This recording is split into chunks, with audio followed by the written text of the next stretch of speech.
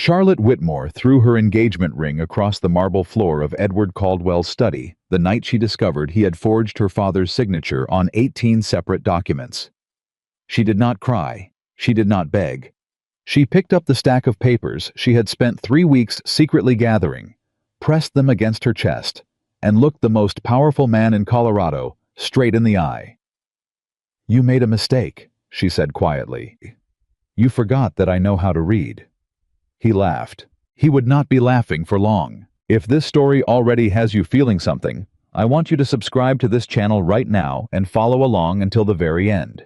Because what happens next will stay with you. And drop a comment telling me what city you're watching from. I want to see how far this story has traveled. Now let's get into it. Charlotte Whitmore had spent 26 years being exactly what everyone told her to be. She wore the right dresses. She attended the right dinners. She smiled at the right people and laughed at the right moments, and never once said anything that might disturb the carefully arranged peace of her social world. Her mother had taught her that a woman of her standing did not raise her voice. Her father had taught her that reputation was everything. And the man she was engaged to marry, Edward Caldwell, third-generation Colorado money, owner of half the valley's land and most of its goodwill, had spent 3 years teaching her that her opinions were charming when they agreed with his and exhausting when they didn't. Charlotte had believed, for most of her life, that this was simply how the world worked. She stopped believing that on the 14th of June, 1882, at approximately 9:30 in the evening, when she opened a locked drawer in Edward's private study while looking for a spare pen and found 18 documents with her father's signature on them. Documents her father had never seen, never signed, and never would have agreed to in 1,000 years. She knew her father's handwriting. She had watched him write letters every Sunday morning since she was 4 years old, sitting beside him at his desk while he dipped his pen and made careful, deliberate loops. The signature on these papers was close. It was very close. But the loop on the capital W was wrong. Her father pressed harder at the beginning of letters, not at the end. These signatures pressed harder at the end. Charlotte stood in the dim light of Edward's study with 18 documents in her hands and the slow, cold understanding that the man she was supposed to marry in 6 weeks had been systematically transferring her family's assets into his own accounts for the better part of 2 years. She did not scream. She did not cry. She did what her father had always told her to do when she encountered a problem she did not yet understand. She started reading. By the time Edward found her standing at his desk an hour later, she had read every page twice and memorized the account numbers, the dates, the names of the 2 witnesses who had apparently been present for signings that never happened. Her hands were perfectly steady. Her face was perfectly calm. And the look in her eyes when she turned around to face him was something Edward Caldwell had never seen on her before. He stopped in the doorway. "Charlotte," he said, "what are you doing in here?" "Reading," she said. "Those are private business documents." "Yes," she agreed. "They are." He crossed the room slowly, the way a man moves when he is trying to decide which version of a conversation he is about to have. He was handsome in the way that wealthy men in Colorado often were, broad-shouldered, well-dressed, with the kind of easy confidence that comes from never having been told no by anyone who mattered. He had always reminded her slightly of a portrait, pleasant to look at, no depth behind the eyes. "I can explain those," he said. "Can you?" Charlotte set the documents carefully on the desk, smoothing the edges with her fingertips. "Then explain the signatures." He paused. "Your father agreed to a series of investment restructurings." "My father's handwriting slopes left," Charlotte said. "His capital letters press down at the start. Every letter he has written me in the past 22 years is consistent. These signatures press down at the finish. Whoever signed these documents was imitating my father's hand. They were imitating it well, but they were not him." Something shifted in Edward's expression. It was subtle. It was fast. If she had not been watching for it, she would have missed it. "You're upset," he said. "You've been under a great deal of stress with the wedding preparations. I think you're misreading something that's quite straightforward." "I'm not misreading anything." "Charlotte, you forged my father's signature," she said, "on 18 documents. You used those documents to transfer property and investment holdings out of Whitmore accounts and into accounts registered under your name and under the names of two men I've never heard of. And you have been doing this for at least 22 months. The room was quiet. Edward Caldwell looked at her for a long moment with an expression she had never seen from him before. It was not guilt. It was not even anger. It was something colder and more calculating than either of those things. "Put the documents down," he said. "No." "Charlotte, put them down. You forged my father's name," she said again, and her voice was steady, and her hands were steady, and something inside her chest that had been carefully arranged and managed and kept quiet for 26 years had broken open like a dam, and she found that she was not afraid of him at all. "You stole from my family, and I am going to—" "You are going to do nothing," Edward said, and his voice had changed. The pleasantness was gone. What was underneath it was harder. "Do you understand what you're holding in your hands? You are holding private business documents in a private study that you entered without permission. If you walk out of this room with those papers, you will be accused of theft. If you speak about what you think you've seen to anyone in this town, I will tell them you have had a breakdown. I will tell them the stress of the wedding has been too much for you. I will tell them you came into my study in a hysterical state and began making accusations about documents you don't have the business education to understand." Charlotte looked at him. "And they will believe me," he continued quietly, almost gently, as if he were explaining something to a child. "Because I am Edward Caldwell, and you are a woman who has been crying at dress fittings for the past 3 weeks, which 3 separate people can confirm, because I made sure of it." The silence in the room was absolute. Charlotte set the documents back on the desk. She smoothed the stack one more time. She picked up the engagement ring from her right hand. She had moved it there weeks ago because the setting had been bothering the skin on her left, and she set it on top of the stack of papers. "You're right," she said. "You are Edward Caldwell." She turned and walked toward the door.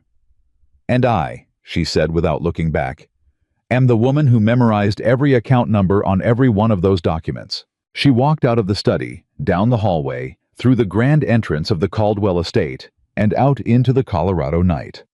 She had no plan. She had no money she could access before Edward had time to move it. She had nothing but 18 account numbers, 2 witness names, and the absolute certainty that she was not going to spend the rest of her life pretending she hadn't seen what she saw. What happened next happened faster than Charlotte had imagined possible. Within 48 hours, Edward had spoken to 6 of the most influential people in their social circle.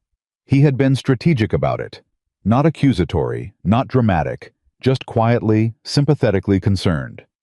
Charlotte had not been herself. The wedding pressure had overwhelmed her. She had become fixated on things she didn't understand. He was heartbroken, of course, but a man had to consider whether a woman in such a state was truly ready for marriage. The engagement was quietly dissolved. Charlotte's father, confronted with documents he didn't recognize, and a son-in-law who expressed nothing but regret and concern, chose the explanation that caused the least disruption to his world. His daughter had misunderstood. Business was complicated. Women often found it confusing. Her mother did not visit her. Her friends, the women she had grown up beside, attended school with, shared confidences with over a dozen years of teas and parties and long summer afternoons, sent polite notes expressing sympathy for her difficult time, and declined invitations she had not extended.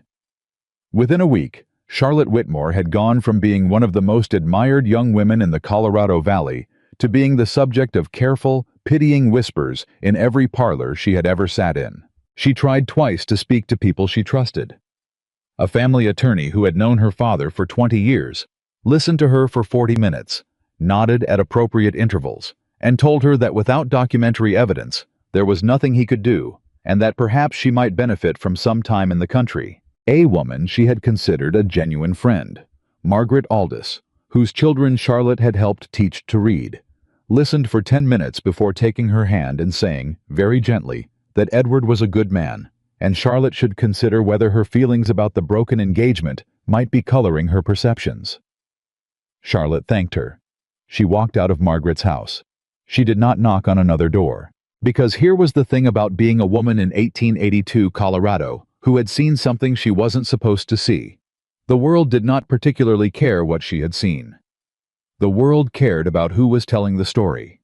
And the story that Edward Caldwell told, of a fragile, overwhelmed, slightly unhinged young woman who had invented a crisis out of grief and confusion, was a story the world was entirely prepared to believe.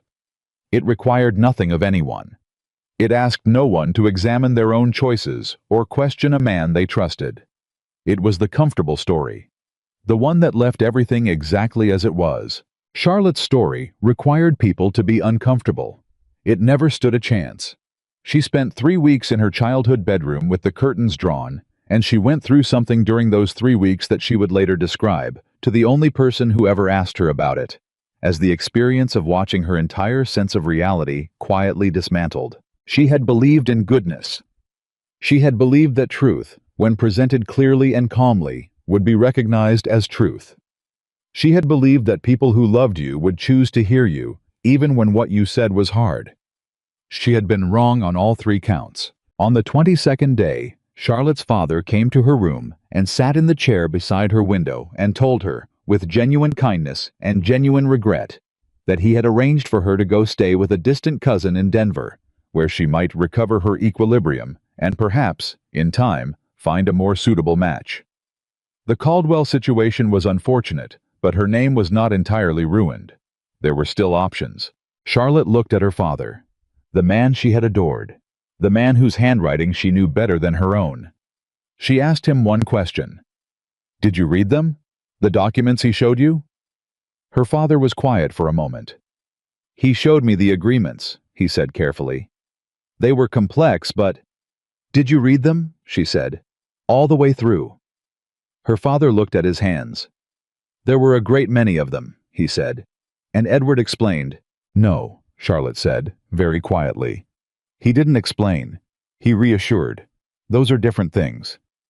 Her father had no answer for that. 3 days later, Charlotte packed a single bag. She did not tell her parents where she was going, partly because she wasn't certain herself, and partly because she had come to understand that the telling would only result in another conversation, in which she was gently managed and carefully redirected, and ultimately returned to the comfortable position of agreeing that everything was fine, and everyone meant well, and she simply needed to rest. She did not need to rest. She needed to go somewhere that the name Caldwell meant nothing, and the name Whitmore meant nothing, and the only thing that mattered was what a person actually was. She had heard, in the way that people hear things they weren't meant to hear, standing outside parlor doors at gatherings she was no longer officially invited to, that there was land to the west. Mountains. Country so remote that people went there to disappear, or to start again, or occasionally both. Country where a person could exist outside the reach of Colorado society, if they were determined enough and didn't much care for comfort. She was not sure she was determined enough. She was absolutely sure she didn't care for comfort anymore. Charlotte Whitmore left her family's house on a Tuesday morning before anyone else had woken, carrying one bag, $40 she had saved over 2 years from birthday gifts and household allowances, and the complete certainty that whatever came next could not possibly be worse than what she was leaving behind. She was not entirely right about that. The mountains were harder than she had anticipated. She had hired a horse in the first town she reached, a decision that had seemed practical and had proven expensive, and she had followed directions given her by a weathered man at the livery stable who had looked at her city boots and her single bag and the careful, controlled way she held herself and had said, "Ma'am, you sure you want to go up that way?" "Yes," Charlotte had said. He'd looked at her a moment longer. "There's a man up in those hills, Blackwood. People say he ain't friendly." "I'm not looking for friendly," Charlotte had said. "I'm looking for somewhere to go." The man had nodded slowly, the way people nod when they've decided they've said their piece, and the rest is someone else's business. She had ridden for 2 days. On the afternoon of the second day, the sky that had been gray and heavy since morning finally made good on its threat, and the rain that came down was not the gentle, civilized kind of rain she was accustomed to, the kind that pattered pleasantly against parlor windows while one sat warm inside. It was mountain rain, cold and sideways and relentless. And the trail she was following turned to mud beneath the horse's hooves. And the horse, who had been game enough on the flat, began to move with a reluctance that frightened her. She had another mile to go, she thought, before she reached the place the liveryman had described. A fork in the trail, a line of pines, a cabin set back from the ridge. She did not make it a mile. The horse went down on a stretch of mud-slicked rock so quickly that Charlotte barely had time to pull her feet from the stirrups before she was thrown sideways onto the trail. She landed on her hands and one knee, and the pain was sharp and immediate. And when she looked up, the horse was on its feet again, but trembling, one foreleg held slightly off the ground, and the rain was coming down so hard she could barely see the tree line. Charlotte sat on the muddy trail for a moment. She had lost everything she had ever believed in. She had been humiliated by people she loved. She had ridden for 2 days into the mountains on the word of a man at a livery stable. She was sitting in the mud in the rain with a lame horse and no shelter and no plan.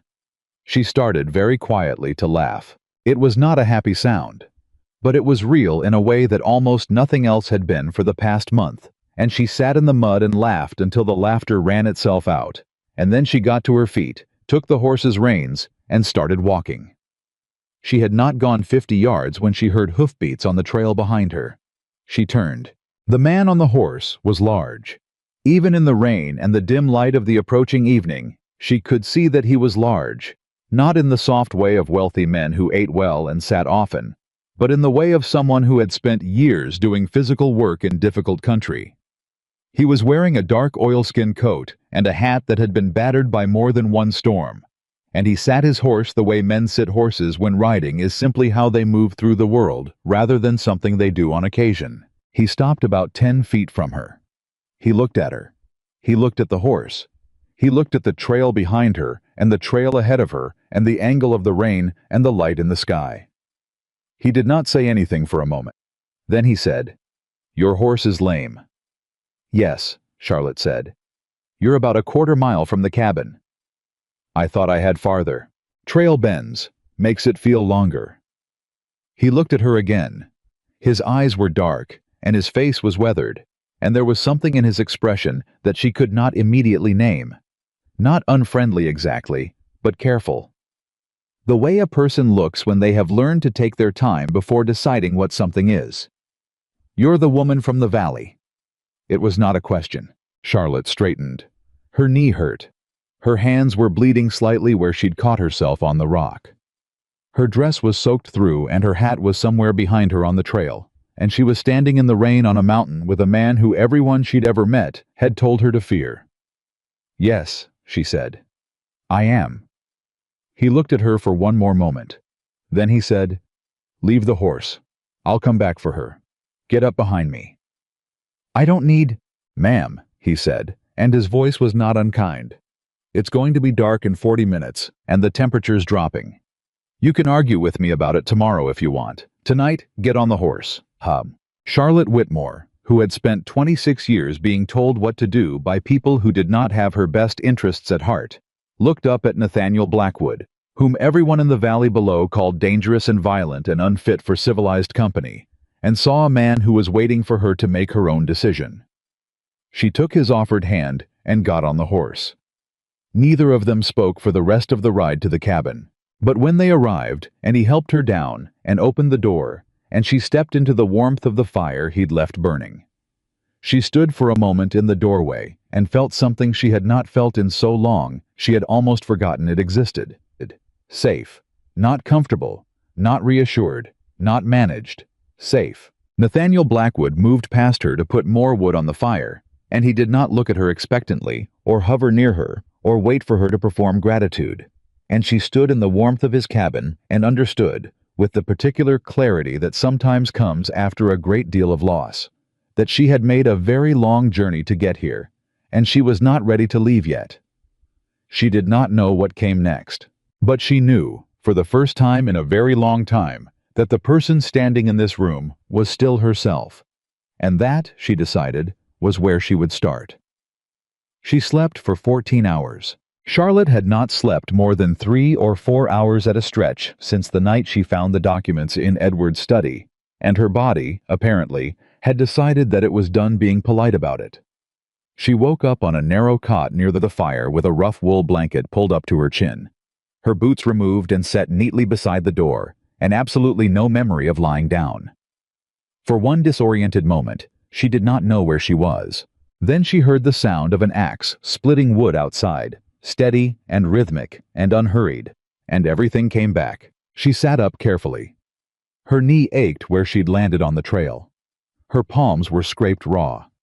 The fire was still going, which meant someone had kept it through the night, and the cabin was warm in the way that only a well-tended fire makes a space warm. Not stuffy, not smothering, but genuinely, practically warm. The kind of warmth that has a purpose rather than a performance. She looked around the cabin for the first time with eyes that were actually functioning. It was small. One main room. A table. 2 chairs. A shelf of supplies organized with a precision that surprised her. Tins labeled in a careful hand. Tools hung in order of size. A stack of journals on the far end with their spines facing out. A door at the back, she assumed, led to a second room. No decoration. Nothing on the walls except a single map, hand-drawn, with markings she couldn't read from where she sat. It was the room of a man who had decided that everything in his life was going to serve a function, or it wasn't going to be there. The axe sounds stopped. A moment later, the door opened, and Nathaniel Blackwood came inside, knocking mud from his boots before he crossed the threshold. He looked at her sitting upright on the cot and gave a short nod that managed to communicate both that he had noticed she was awake and that he was not going to make an occasion of it. "There's coffee," he said. "Thank you." He poured a tin cup from the pot on the stove and set it on the table without bringing it to her, which she appreciated more than she could have explained. She got up, limped slightly on her sore knee, and came to the table herself. She sat down across from him. I was already looking at something else. A small leather journal he'd opened on his side of the table, a pencil in his hand. He was not ignoring her. He was simply not performing attention at her. There was a difference, and she was aware of it in a way that made something in her chest feel strange. She drank her coffee. It was strong enough to be nearly offensive, and it was the best thing she had tasted in a month. "My horse," she said. "Brought her in last night, left foreleg. She'll be sound in a week if she rests. I'll need pay you for the trouble." He glanced up from the journal. "No, you won't." "Mr. Blackwood." "Nate," he said, and went back to his journal. "Mr. Blackwood was my father, and he wasn't a man worth naming yourself after." Charlotte wrapped both hands around her tin cup and studied him for a moment. He was younger than she had expected from the descriptions she'd heard. Early 30s, she thought, with the kind of face that looked like it had seen weather and meant it. There was a scar along his jaw that disappeared under a short beard, and his hands on the journal were scarred too. The knuckles of his right hand slightly thickened in the way of a man who has broken them and let them heal without much fuss. The people in the valley had said he was dangerous. Looking at him across the table in the morning light, with his pencil moving in his journal and his coffee going cold at his elbow, Charlotte thought he looked like a man who had simply stopped caring what people thought of him, which in her recent experience was a quality she was beginning to find more admirable than she'd expected. "The people in town," she said carefully. "They warned me about you." "I know. They said you were violent." He stopped writing. He didn't look up immediately, and when he did, his expression had not changed exactly, but something behind his eyes had gone quieter. "Do you believe everything people in town say?" "I used to," Charlotte said. "I'm revising that position." Something moved at the corner of his mouth. It was not quite a smile, but it was in the neighborhood of one. "Fair enough," he said, and went back to his journal. They sat in silence for a few minutes, and the silence was not uncomfortable, which struck Charlotte as remarkable, given that she was sitting in a mountain cabin with a stranger that half the valley considered unfit for human company. She had made a decision somewhere between waking and coffee. She was not going to explain herself to this man.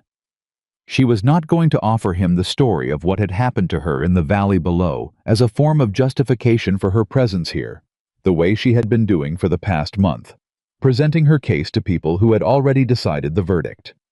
If he wanted to know why she was here, He could ask.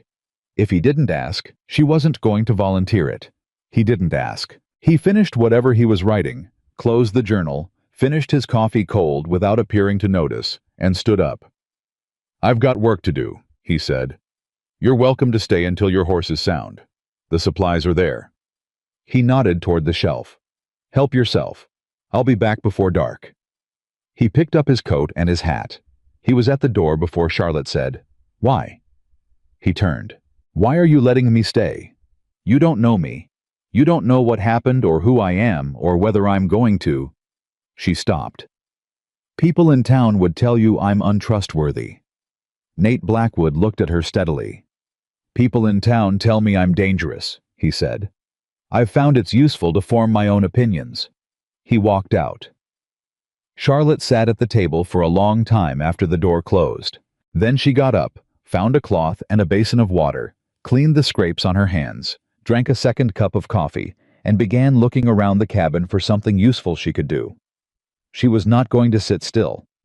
Sitting still was what she'd done for the past month, and it had nearly finished her. She found the supply shelf first, and the organization that had initially impressed her revealed itself, upon closer inspection, to be the organization of a man who knew where everything was, but had never had a reason to develop a system that would make sense to anyone else. The tins were labeled, but not grouped. Salt was between lamp oil and a tin of nails. Coffee was between what appeared to be a medical kit and a box of ammunition. The logic, if there was one, escaped her entirely. She found a ledger on the second shelf, below the journals. She almost put it back. Then she opened it. The entries were in the same careful hand as the journal. Clear, precise, honest. But the numbers were wrong. Not wrong as in fraudulent, but wrong as in the accounts of a man who was good at keeping records and had never had anyone show him a better method. He was tracking expenses against income, in a way that worked, but was creating blind spots she could see immediately. Places where costs were being absorbed without being counted. Places where he was underpricing his labor by a significant margin. Charlotte had grown up watching her father manage investments, before Edward had helped him stop. She sat down at the table with the ledger and began to work. She was still working when Nate came back before dark, as promised. He stopped inside the door and looked at her and then at the table, where the ledger was open and she had filled 3 pages of a separate notebook she'd found with reworked figures and notes in her own handwriting. "What are you doing?" he said. "Your accounts are wrong," Charlotte said, without looking up. "Not dishonest, just inefficient. You're losing approximately $40 per quarter on timber supply costs that you're not tracking against market rates. And you've been undercharging the Delacroix Ranch for lumber by about 15% based on these figures here."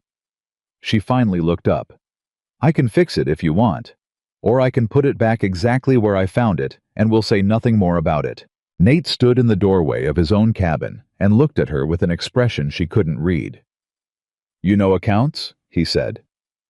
"My father managed investments for 20 years, Charlotte said. "I sat with him most Sunday mornings while he worked.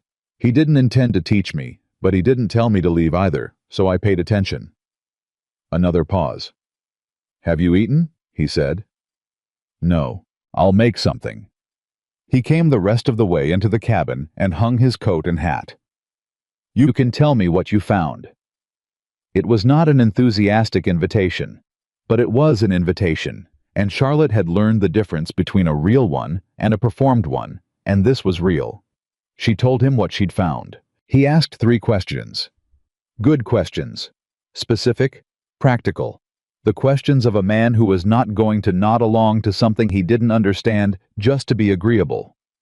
She answered them, and when he pushed back on one of her calculations, she explained her reasoning, and he sat with it for a moment, and then he said, "That's right," in the same tone he might have used to acknowledge that it was going to rain, meaning it was simply accurate, and he was acknowledging accuracy, and that was the whole of it. Charlotte found it almost unbearably refreshing. They ate together at the table, salt pork and beans and bread that he had made himself, rough but solid and real. And they talked about the accounts, and then the conversation shifted sideways, the way conversations sometimes do when 2 people are both used to not saying very much, and she found herself asking him about the map on the wall. He told her about the survey work he'd done for 2 seasons in the Northern Territories, mapping land for a railroad company that had eventually used his surveys without paying him for them. He said it the way he said most things, plainly, without self-pity, as a fact of record. But Charlotte heard the thing underneath it, because she had recently become very practiced at hearing the thing people didn't say. "They used your work and didn't compensate you," she said. "Correct. And when you objected?" A small pause. "They told people I'd submitted faulty surveys, that anything I'd done for them was my interpretation rather than accurate measurement." He looked at the map. "My interpretation. I spent 2 winters in that territory. I mapped 1,100 square miles." Charlotte put her fork down.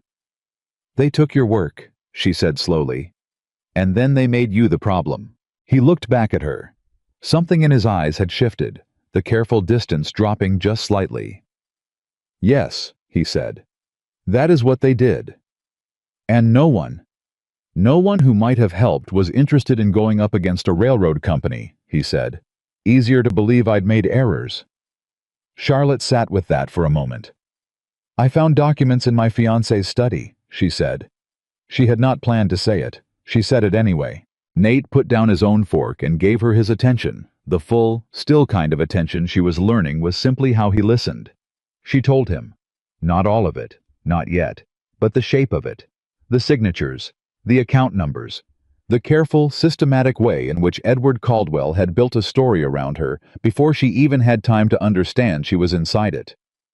The attorney who hadn't helped, the friends who had chosen not to believe her, her father who had looked at his own hands. She told it plainly, the way Nate told his own story, without performing her pain, without asking him to feel sorry for her.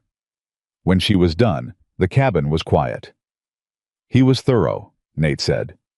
"Yes," Charlotte said. "He was." "But you memorized the account numbers." "Yes." "Before you left the room." "I had an hour with the documents before he found me." Nate looked at her steadily. "He underestimated you," he said. "Considerably." "That's his first mistake." Charlotte looked at him across the table. "What was his second?" "Letting you leave," Nate said. The fire crackled between them. Charlotte felt something shift in her chest. Not the fragile, desperate hope she'd been carrying since June, the kind that kept shattering every time she trusted it, but something quieter and more solid. Something that felt like being recognized. "I need somewhere to be," she said. "While I figure out what to do next. I won't be in your way. I can work. I can cook. I can manage accounts. I can do things that are useful."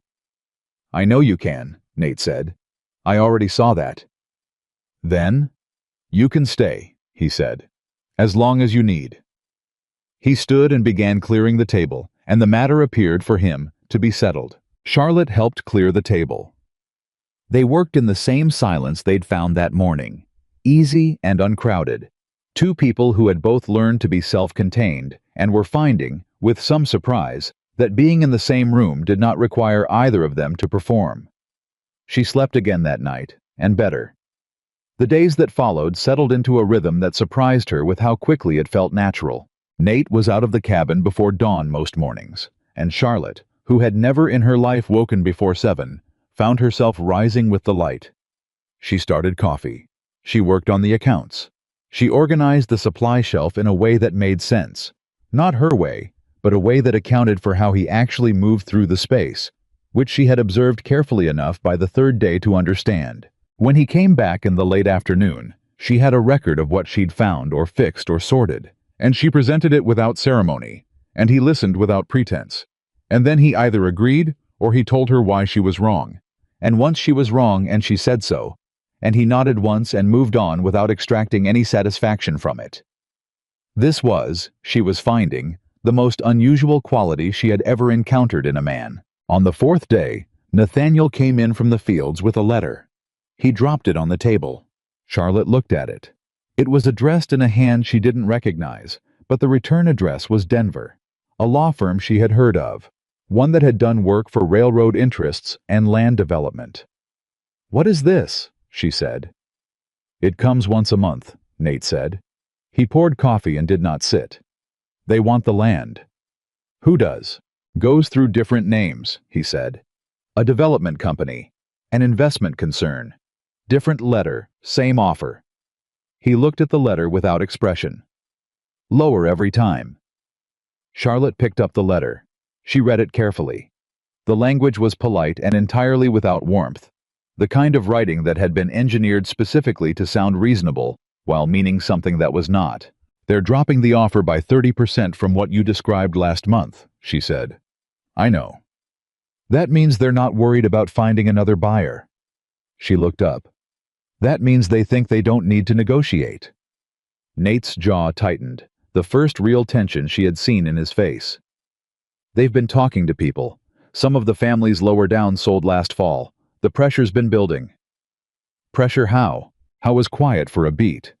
Supply issues, tools that get lost, contracts that don't come through. He set down his cup. Nothing you could prove. Charlotte set the letter down very carefully. She knew this method. She had watched it from the other side. They're squeezing you, she said. The same way Edward squeezed my father. Not directly. Nothing traceable. Just consistent inconvenience until holding on becomes more painful than selling. Nate looked at her. Yes, he said quietly. Exactly that. Something connected in Charlotte's mind. A click, clean and decisive, like a key turning. Do you have the previous letters? She said. Every one. How far back? 14 months. Charlotte stood up. Then we have a record, she said. 14 months of correspondence showing a pattern of declining offers correlated with, do you have dates on the supply issues? The missing contracts? He stared at her. I keep records. Of course you do. She was already moving toward the shelf where she'd reorganized the journals. 14 months. That's enough to show a pattern to someone who knows what they're looking at. Charlotte. She stopped. He almost never used her name. She turned. Who's going to look at it? He said. His voice was quiet, but she heard the layer beneath the quiet. The exhausted layer. The one that had been fighting this for over a year and had nearly stopped believing the fight meant anything. I've written to 2 county officials. I've spoken to a lawyer in town who took my money and sent one letter that went nowhere. There is no one to show this to. Charlotte held his gaze. She thought about the attorney who had listened to her for 40 minutes and told her she needed rest. She thought about Margaret Aldous taking her hand and asking if her feelings might be coloring her perception. She thought about her father looking at his own hands. She thought about Edward Caldwell saying, with complete confidence, that no one would believe her. There will be, she said. She meant it the way a person means something when they have stopped hoping and arrived, on the other side of that particular loss, at something harder and more reliable. Not hope. Certainty. The kind that doesn't ask permission. Nate looked at her for a long moment. You sound very sure, he said. I have 18 account numbers memorized, Charlotte said. I have been sure about exactly one thing since June. Don't underestimate what that kind of sure can do. He held her gaze. Something passed across his face that she hadn't seen there before. Not quite trust, not all the way, not yet, but the beginning of it. The shape that trust makes when a person has been without it long enough that they've forgotten they're still capable of it. All right, he said. All right, she agreed. She sat back down at the table with the 14 months of letters and his records of the supply disruptions and the failed contracts, and she began building a case. She had done something like this before, she realized. In the months before June, she had been watching Edward's household accounts the way a person watches something they don't yet have words for, tracking small inconsistencies without knowing she was tracking them. Building a picture she hadn't understood she was building until the night she opened the drawer and found the documents and understood all at once what the picture had been showing her. She had done this before. She was better at it now. By the time Nate sat down across from her that evening to look at what she'd laid out, she had organized 14 months of pressure into something that had the shape of evidence. Dates, amounts, correlations. The pattern was clear to her. She traced it for him carefully, point by point. He did not say anything for a long time. Then he said, No one has ever done this. Done what? Put it together like this. He looked at the table, at everything she'd laid out. I knew it was happening. I couldn't. He stopped. I'm better with land than with paper. I'm better with paper than with land, Charlotte said. So far it seems like we're managing. He looked up at her. That almost smile again. The one she was learning was rarer and more valuable than any social performance she had ever sat through. We are, he said. 2 weeks into her time on the mountain, Charlotte did something she had not done since leaving her family's house.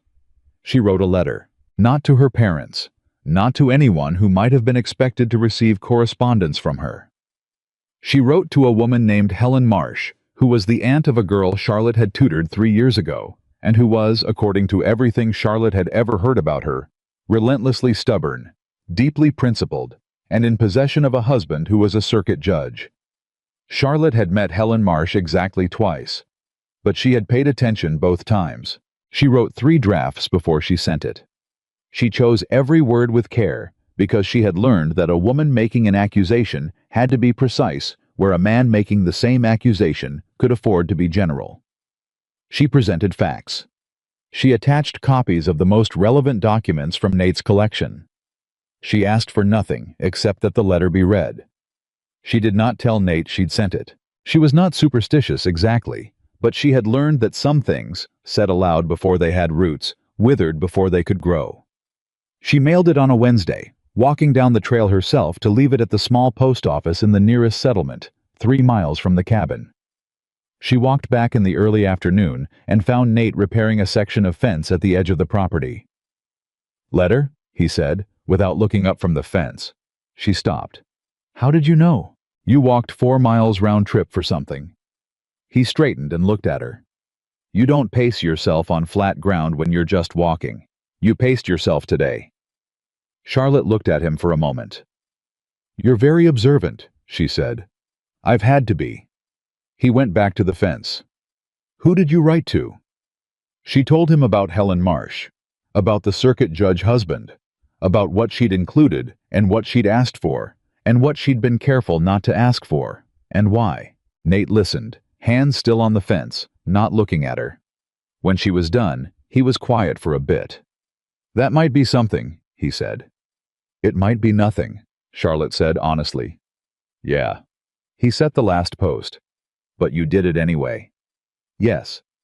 He picked up his tools and turned toward the cabin, and as he passed her he said, so quietly she almost missed it over the sound of the wind, "Thank you." Charlotte stood for a moment, looking at the fence line, and the mountains beyond it, and the sky going pale at the edges.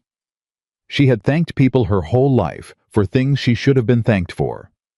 This was the first time she had been thanked by someone who meant it exactly as much as they said it. She went back inside and set the kettle on. The weeks continued. The rhythm continued. And something else continued, quietly, underneath the rhythm, the way water moves under ice, present and patient, and going somewhere neither of them was quite looking at directly. She learned things about him. She learned that he read, more than she would have expected, and more widely. He had a particular interest in legal history and land law, which made sense, and also in botany, which did not fit any version of him she had been warned about, and fit every version of him she had actually found. He could name most of the plants in a 3-mile radius of the cabin and tell her which were medicinal and which were edible and which would make a person regret their choices. And he had the manner of someone who found this information deeply practical and also, she suspected, quietly beautiful. She learned that he had helped, over the past several years, at least 4 families in the surrounding area with food, supplies, and labor, completely without acknowledgement or recognition, because he did not do things for recognition. He did them because they needed doing. She learned that 2 of the families who had spread the worst stories about him in town were the same families he had helped most in the winter of 1880. When she pointed this out to him, he shrugged. "People tell stories that protect themselves," he said. "I was close enough to trouble at the time that naming me as the trouble was easier than explaining what actually happened." "That doesn't bother you?" she said. He looked at her steadily. "It bothered me considerably," he said. "At first. Then I decided it only bothered me because I wanted them to see me correctly. Once I stopped wanting that, it stopped hurting.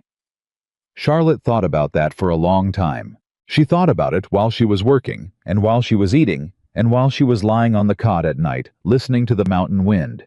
And she thought about the version of herself that had walked into every room for 26 years, performing the kind of woman she believed other people needed her to be. "I don't know how to stop wanting that," she said finally, 2 days later, picking up the conversation as if they'd never put it down, which was one of the things she had discovered she could do with him. Set something down and come back to it without explanation or apology. He looked up from the journal he'd been writing in. "You're already doing it," he said. "I don't feel like I am." "You haven't asked me once what I think of you," he said. "Not once in 3 weeks. You've asked me what I think of your accounting, of your reasoning, of the case you're building, but not of you." Charlotte went still. She thought about it. Checked it against her memory of the past 3 weeks. He was right. She hadn't. "I don't know when that changed," she said. "Probably," Nate said, going back to his journal. "Around the time you realized there was nothing left to lose." He said it gently, but accurately. There was a short silence, and then Charlotte started to laugh. The real kind. The kind she hadn't done much of in a very long time. And after a moment, Nate looked up from his journal with an expression that was startled, and then, slowly, warm, and she thought, "This is it. This is the most unexpected place I have ever been, and the most honest, and I am not leaving until I have to." She did not say that, but he looked at her across the table, and something in his face said that he already knew. The morning everything changed was a Thursday, 24 days after she had arrived on his mountain. She heard hoofbeats before Nate did. He was outside and she was inside, and she heard them first because she had been listening for them. The way you listen for things you've asked for and half expect and still aren't ready for when they come. She stepped to the door. 3 riders on the trail below. Not local men. Dressed too well and riding too deliberately, the posture of men who have been sent to deliver a message rather than ask a question. Behind her, she heard Nate come around the side of the cabin. He came to stand beside her and looked at the riders the way he looked at most things, steadily, without hurry, reading them before they arrived. "Do you know them?" Charlotte said quietly. "The one on the left," he said, "works for the land company." A pause. "The one in the middle," she said, equally quiet, and something cold had moved into her chest, because she had recognized him the moment he'd cleared the last bend in the trail. "I know." Nate looked at her. She did not look back at him. She was looking at Edward Caldwell, riding up the mountain toward them, with the comfortable expression of a man who had never yet arrived somewhere and been turned away. Edward Caldwell had always known how to make an entrance. He rode up the last stretch of trail with the easy confidence of a man who had never arrived anywhere and been made to feel unwelcome, which was true, because the places Edward went were places where he had arranged in advance to be received. He did not rush. He did not hesitate. He came to a stop about 20 feet from where Charlotte and Nate stood in the cabin doorway, and he looked at her the way he had always looked at her, with the particular warmth of a man who is certain his warmth will be welcomed. "Charlotte," he said. His voice was the same, pleasant, careful, the voice of a man who had spent years calibrating exactly how much warmth to project. She had spent 3 weeks breathing mountain air and sitting across a table from a man who said exactly what he meant, and Edward Caldwell's voice now sounded to her like a musical instrument badly out of tune, close enough to the right notes to be almost convincing, wrong enough to be unbearable. "Edward," she said. She did not move from where she stood. He looked at Nate. A brief look, assessing, the kind that takes a full inventory of a person in 2 seconds and files everything away. Then he looked back at Charlotte, and his expression shifted into something she recognized. The gentle, concerned look he deployed when he wanted someone to feel managed without knowing they were being managed. "I've been worried about you," he said. "We all have." "Who is we?" Charlotte said. A small pause. "Your parents, your friends, people who care about you." He glanced at Nate again, briefly, meaningfully. "People who want to make sure you're safe." "I am safe," Charlotte said. "Charlotte." He swung down from his horse, unhurried, and the two men who had ridden up with him stayed mounted, which she noted. Staying mounted was a choice. It meant they expected to leave quickly, or it meant they wanted to appear larger than they were. Possibly both. I understand that you were upset. What happened between us? The way things ended. I know that was painful for you, and I should have handled it with more care. She looked at him. He was apologizing. Edward Caldwell was standing on Nathaniel Blackwood's mountain and offering her an apology, which meant he wanted something significant enough to cost him the currency of a grudging admission of fault, and the question was, what? Beside her, Nate had not moved or spoken. He was watching Edward with the same unhurried attention he gave everything, and she was aware of him the way she was aware of a solid wall at her back. Not because she needed it, but because it was there. "What do you want, Edward?" she said. The concern on his face deepened, became more elaborate. "I want to bring you home. I want—" "No," she said. He stopped. "No," she said again, more quietly, because she didn't need volume. "You're not here for me. You've never done anything in your life primarily for someone else. So tell me what you actually want." The man who had ridden up on Edward's left shifted in his saddle. Edward's jaw tightened, just slightly, just for a moment. The pleasant expression stayed in place, but it required slightly more effort now. "I want to talk to you," he said. "Privately." "No," Charlotte said. "Charlotte, whatever you have to say to me, you can say it here." She kept her voice level. "Or you can leave. Those are the options." A long pause. Edward looked at Nate. "Mr. Blackwood," he said, and now his voice had changed, dropped into a different register, the business register, man to man. "I appreciate the hospitality you've shown Miss Whitmore. She's been going through a difficult time, and I'm sure you've been—" "I don't recall asking your assessment of what I've been," Nate said. It was the first thing he'd said since they'd arrived. He said it the way he said most things, simply, without heat, as a statement of fact. But something in his tone made the man on the left shift in his saddle again, and Edward stopped speaking for a full second, which, Charlotte suspected, did not happen to him often. "Of course," Edward said, recovering smoothly. "I only meant—" "I know what you meant," Nate said. "You meant to tell me something about the woman standing beside me using the word hospitality, so that I'd understand my role in this situation and behave accordingly." He looked at Edward steadily. "I understand my role fine." Another silence. Charlotte watched Edward recalibrate. She had seen him do it before. The almost imperceptible adjustment behind the eyes. The selection of a new approach. The pivot so smooth it was nearly invisible. He was very good at it. "All right," Edward said. He looked at Charlotte directly, and this time the pleasant concern was gone, and what replaced it was something more honest and therefore more dangerous. "I'll be direct. I know you've been gathering documents. I know you've been attempting to contact people. I know about the letter you sent to Helen Marsh." The cold moved back into Charlotte's chest. She did not show it. "Then you know exactly what I've been doing," she said. "I know what you think you're doing," he said. "And I'm here to tell you, before this goes further than it needs to go, that you are making a mistake. The documents you believe you memorized, the accounts, the figures.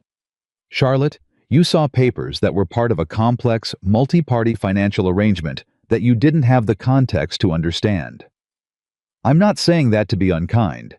I'm saying it because it's true, and because the people you're speaking to are going to hear the same thing from men who have 30 years of business experience between them, and your word against theirs." "Is not what I'm offering," Charlotte said. He stopped. "I'm not offering my word," she said. "I'm offering documentation. 14 months of correspondence showing a pattern of declining property offers, correlated with supply disruptions and contract failures, targeting this land specifically.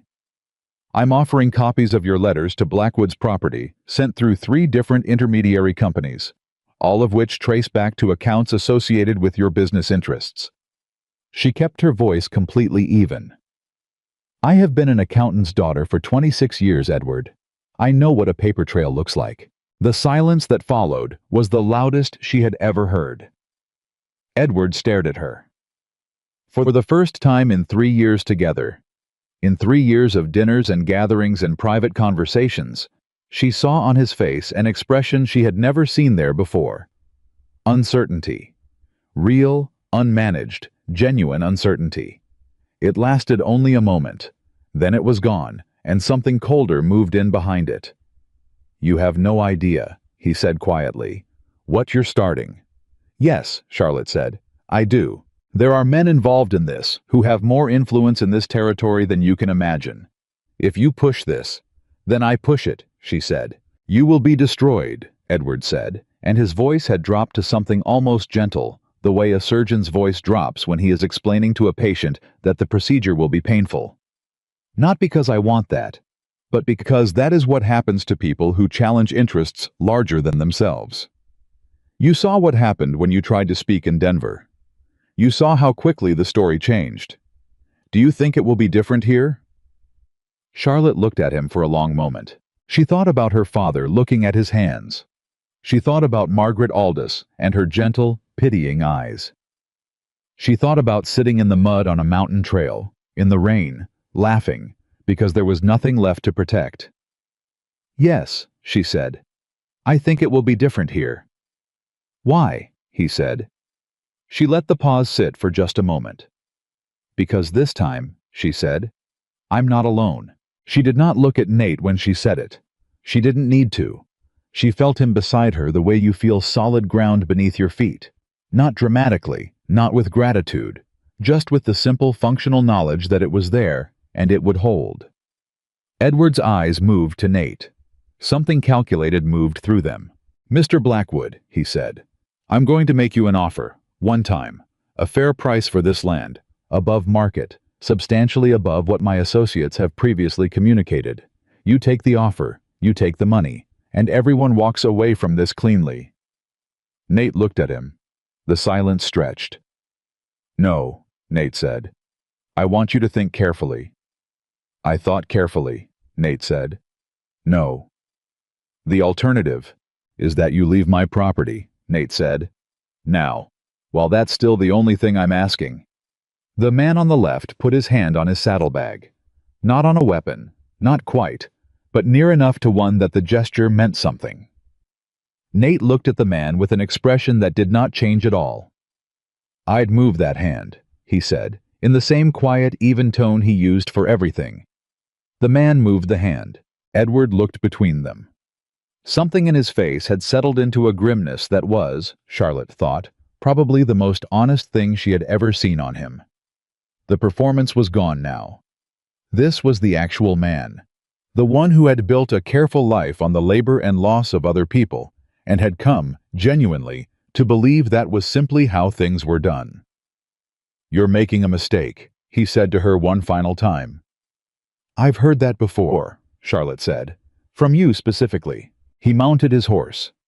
He looked at her from the saddle with an expression that had something in it she hadn't expected. Not quite anger, not quite contempt, but something almost like regret, which was strange, which she turned over in her mind long after he had ridden back down the trail. She thought that maybe the regret was real. She thought that some men could genuinely regret the damage they caused and still cause it, could genuinely wish things were otherwise, and still choose the version of things that served them. She thought that was probably the most frightening kind of man there was. They watched the three riders go until the trail bent and they disappeared. Neither Charlotte nor Nate said anything for a moment. Then Nate said, "He knows about the letter to Helen Marsh." "Yes, that means he has someone watching the post office, or someone in her household." Charlotte had already been thinking that.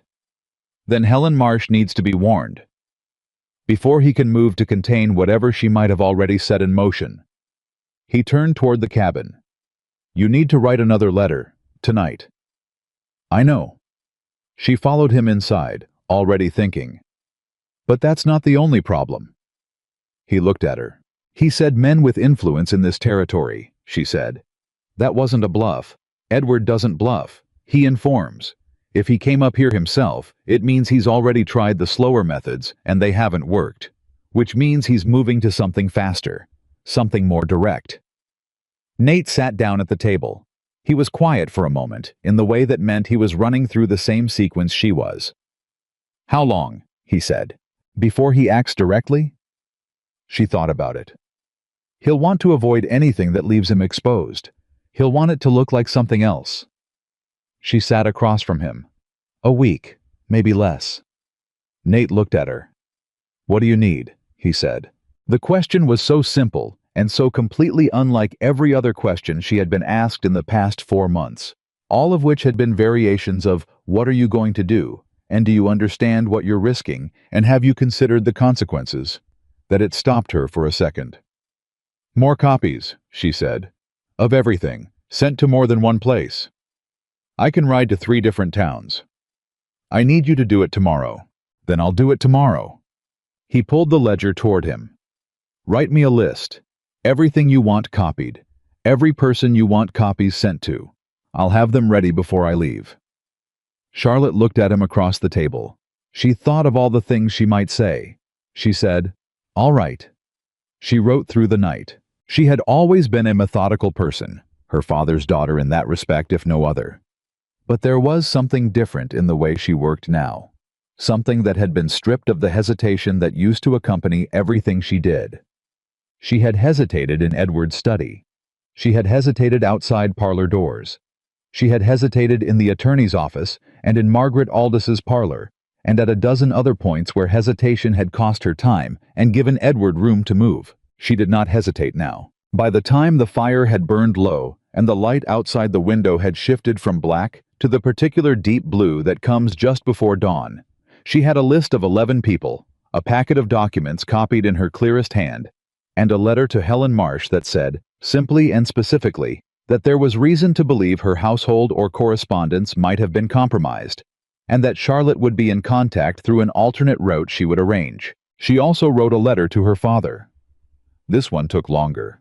She had written and discarded 4 versions by the time she found the one that said what needed to be said without becoming what she no longer had room to be. A daughter hoping to be believed, hoping to be protected, hoping that love was stronger than comfort. The letter she finally wrote was not from that daughter. It was from a woman who had memorized 18 account numbers in a locked study and ridden 3 days into the mountains and built a case from 14 months of documentation while cooking meals on a wood stove, and who was writing to her father not to ask for help, but to give him one last opportunity to be the man she had believed he was. She told him what she had. She told him what she intended to do.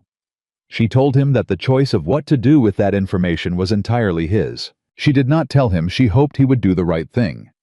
She had learned that hope, deployed carelessly, was its own kind of weakness. She sealed the letter. She would not know until much later whether her father opened it that morning or set it aside until afternoon, or what expression was on his face when he read it, or how long he sat with it before he did what he finally did. But she sealed it and set it with the others, and then she sat for a moment in the quiet of the nearly dark cabin, and she was not afraid. Tired, yes. Her hand ached from writing. The scrapes on her palms had healed to a thin tightness. Outside, the wind had died, and everything was still in that absolute way that mountains go still in the last moments before dawn. She was not afraid. She thought that was probably the most important thing. Nate left at first light with the packets. He said nothing when he left except 3 days, which meant he would be back in 3 days, and she understood that he would also use those 3 days to speak to people, not loudly, not publicly, but in the careful, specific way he operated, the way of a man who had no social currency and had learned to work in the spaces that didn't require it. She spent the 3 days he was gone doing something she had not let herself do since arriving on the mountain. She thought about what she wanted, not what came next strategically, not what needed to happen to stop Edward or protect Nate's land or build a case that would stand up to men with 30 years of business experience. She had thought about all of that extensively, and she would think about it again. But for 3 days alone on the mountain, she let herself think about the thing underneath all of that, what she wanted her life to look like, not the life that had been planned for her, not the life that had been destroyed, not the life she was fighting to prevent Edward from dismantling further, her life, the one she would choose. She was surprised by how simple the answer was. She wanted to be useful, not decorative, not managed. She wanted to be in a room where her mind was an asset rather than an inconvenience, where the sharpness of her attention was something that was used rather than smoothed over. She wanted to eat real food, cooked over a real stove, and sit across a table from someone who told her the truth without performing it. She wanted this. She was sitting with that realization on the second afternoon, somewhat startled by its clarity, when she heard a horse on the trail below, and went to the door and saw that it was not Nate, but a rider she didn't recognize. A young man, maybe 19, breathless, who pulled up outside the cabin and said, "Ma'am, are you Miss Whitmore?" She straightened. "Yes." "Got a message for you." He handed down an envelope. "Man in town said it was urgent." She opened it before he had finished turning his horse. The letter was from Helen Marsh. It said 3 things. First, that she had received Charlotte's original letter and understood it entirely. Second, that her husband, the circuit judge, had read it the same evening and had, in his words, some questions. Third, that there was to be a land dispute hearing in the county seat in 11 days, that certain parties had applied for an expedited proceeding relating to the Blackwood property, and that Judge Marsh would be presiding. Charlotte read the letter 3 times, 11 days. Edward had not waited a week. He had moved in 3 days, which meant he had been preparing before he came to the mountain, which meant the visit had not been a negotiation. It had been a warning. He had already filed for the expedited proceeding before he rode up to the cabin, before he offered Nate the above-market price, before he told Charlotte she was making a mistake. He had come up the mountain to see how much she had and whether she was bluffing. She hadn't been. Neither had he. She looked at the rider, who had not yet left. "Is there a return message?" he said. Charlotte thought. "Yes," she said. "Tell her we'll be there." The boy rode off down the trail. Charlotte folded the letter carefully, went inside, and sat at the table. 11 days. She looked at what was spread across the table. The copies she'd kept, the organized records, the account numbers in her own handwriting. She looked at the shelf, reorganized and useful. She looked at the map on the wall with its careful markings, 1,100 square miles of survey work that had been taken from a man and called an interpretation. She thought, this is not just about the land. It had never been just about the land. It was about the method. The particular and practiced method of men who took things from people by making those people the problem, by constructing a version of events in which the person who noticed the wrong thing was unstable, mistaken, too emotional to be credible, too female to be authoritative, too damaged by their own loss to be trusted with the truth of what they'd seen. It worked because everyone around it found it easier to believe. Charlotte had let it work on her once. She was not going to let it work on Nate. She was not going to let it work on herself again. She was at the table when Nate came back on the evening of the 3rd day, and she had the letter ready for him, and she watched his face as he read it, and she saw the thing move through him. The same thing she had felt when she read it. That particular cold clarity that arrives when you understand that the moment you've been building toward is no longer approaching.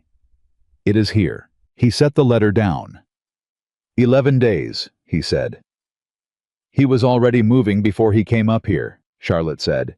The visit was reconnaissance. Nate looked at her. Did you know that at the time? I suspected it, she said. I wasn't certain until now. What do we have? Enough, she said. And then, because he deserved the honest version, enough to make a case that requires answers. Not enough to guarantee the answers are the right ones.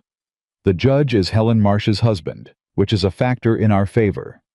But Edward will bring lawyers, and he will bring character witnesses, and he will stand in that room with his 30 years of business reputation, and he will say that the woman making accusations is the same woman who had a breakdown after a broken engagement. Nate listened. So we need something else, she said. Something that makes that story impossible to tell. Nate was quiet for a moment. Then he said, I know someone. She looked at him. The surveying I did, he said, for the railroad. There was another surveyor. He left the company the same time I did. Different reasons, same result. He's been in Wyoming for the past 2 years. He paused. He knows what was done with my work. He knows the names on the contracts. And he's had 2 years to be angry about his own situation. Charlotte felt something shift. Would he testify? She said. I don't know, Nate said honestly. But I know he's a man who doesn't like being made a liar of. And the railroad made him a liar of. Can you reach him in 11 days? I can try. Charlotte looked at him. There was something between them in that moment that was neither of them talking about. The weight of what they were walking toward, the size of it, the genuine possibility that they would walk into that courtroom in 11 days with everything they had, and it would not be enough. That Edward Caldwell and his lawyers, and his 30 years of reputation, and his practiced, sympathetic concern would be precisely as powerful as he had always been. That the judge would be fair, and it still would not matter. That the story would be told again, as it had always been told, with the same result. The possibility was real. Charlotte knew it. She thought Nate knew it too. If this doesn't work, he said quietly, he'll have the legal standing to move on the land within 30 days of the ruling. I know. And your name will be worse than it is now, she said. Yes, I know that too. He looked at her steadily. Why are you doing this? She had been waiting for that question, she realized, for the better part of 3 weeks. Not from him specifically, but from herself. The version she could trust. Because I was in a locked study, she said, and I saw something that was real, and I told the truth about it, and I was told that my telling was the problem. And I am tired, she said, and her voice was perfectly steady, of truth being the problem. Nate looked at her for a long moment. Then he stood. I'll write to Wyoming tonight, he said. And in the morning, I need you to tell me every single thing you remember about those 18 documents. Every account number, every date, every name on every page. I remember all of it, Charlotte said. He looked at her with an expression she had not seen on him before. Not the almost smile, not the careful assessment, but something open and direct and entirely unguarded. The face of a man who had been alone with his own certainty for a very long time and had just discovered it was not going to be alone anymore. I know you do, he said. Then let's start, Charlotte said, and they sat down together at the table, and the fire burned steady, and outside the mountain was dark and enormous and entirely indifferent to the two people inside working through the night toward a hearing that could cost them everything, or change everything, depending on which of them turned out to be right about what truth could do when someone refused to put it down. They had 8 days left when the first piece of good news arrived, and it arrived in the form of a telegram so brief it could have been mistaken for nothing. Nate read it at the table and slid it across to Charlotte without a word. It said, "Coming. Bring the survey contracts. R. Dunmore." Charlotte read it twice. "He's coming. He's coming," Nate said. She set the telegram down carefully, the way you set down something fragile, and she did not let herself feel too much about it yet, because she had too early had a way of making you careless. But something in her chest loosened 1/fraction of an inch, and she allowed that much, and then she went back to work. The 8 days before the hearing were the hardest and the most clarifying of her life. She had spent the weeks prior building a case in the way she knew how, methodical, documented, organized. Now she spent the days before the hearing doing something different. She spent them preparing herself for the room. Not for the arguments, not for the documents. Those were as ready as they were going to be. She spent those days preparing herself for the moment she would have to stand in a public place and say what she knew in front of people who had already decided what kind of woman she was. She had tried that once. She knew exactly how it felt. She woke on the 5th morning before the hearing and lay still on the cot for a moment in the early dark, running through every version of the room she could imagine. Edward's lawyers, the character witnesses he would bring, the particular practiced gentleness with which his side would explain that Charlotte Whitmore was a woman of unfortunate instability who had attached herself to a dangerous man out of grief and confusion. She ran through it all deliberately, let herself feel the weight of it, and then she got up and made coffee and sat at the table with her notes and waited for Nate to come inside. He came in at dawn from checking the horses, shook rain from his hat, looked at her sitting at the table with both hands around her coffee cup, and said, without preamble, "You're in your head." "Yes," she said. "What's the part that's worrying you?" She looked at him. "The part where Edward stands up and explains me to people," she said. "He's very good at it. He's been doing it since June, and he hasn't been wrong yet about how people respond." Nate sat down across from her. He did not offer her reassurance, which she had come to understand was one of the most valuable things about him. He never offered reassurance when what she actually needed was thinking. "What's different this time?" he said. She sat with that for a moment. "The judge," she said slowly. "Helen Marsh's husband. He's read the original letter. He already knows the shape of what I found." "What else?" "Dunmore," she said. "He can speak to the railroad situation independently. That separates it from just my word about the documents." "What else?" She looked at him. "You," she said. He met her eyes steadily. "People in this territory know who you are," she said. "Not who they've been told you are, who you actually are. The families you helped in the winter of 1880.